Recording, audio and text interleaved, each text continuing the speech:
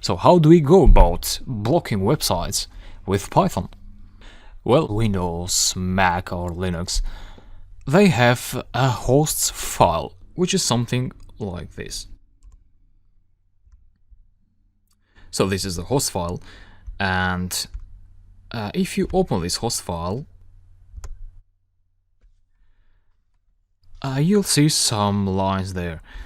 And what this host file is for is that if you want to block certain websites, such as Facebook or this Mail Live here, what you do is you type them here, as I have done here.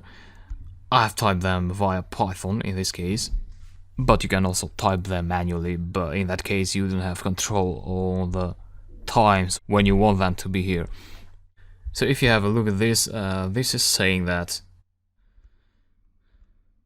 the IP address should be placed in the first column, followed by the corresponding hostname, which means this is a redirect IP address and this is a hostname, which underlies that if you want to block Facebook, you want to redirect the browser to this IP address, which is a local IP address of your computer, which means when you try to access Facebook, you'll be redirected to that IP, and that shows this error web page. Good.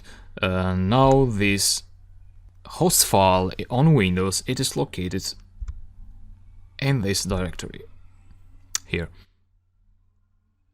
So Windows System 32 drivers ets, and then you have the host file, which doesn't have any extension, but you can open it as a text file in Atom or other text editors.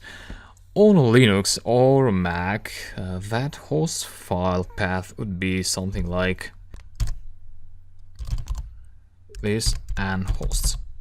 So very straightforward. This is both for Linux and Mac. And on Windows, that was this one here. So I'll copy that and just put it here.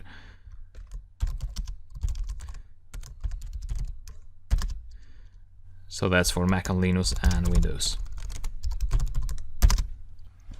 Good, now that we know how this host file works, we can open that as a file via Python using file handling methods, and we can add lines of text at certain times of the day in this host file.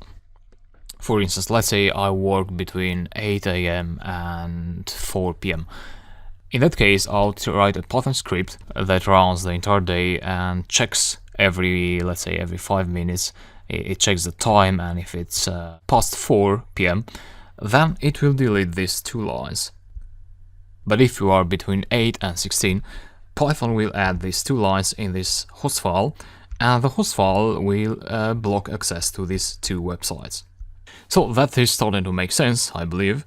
And all we need to start off is you have to think about, let's say, 2 websites that you want to block, or more, or just one, and also figure out where your host file is located, which I already showed you, and yeah, we should be good to go to start writing the program. And we'll do that in the next lecture.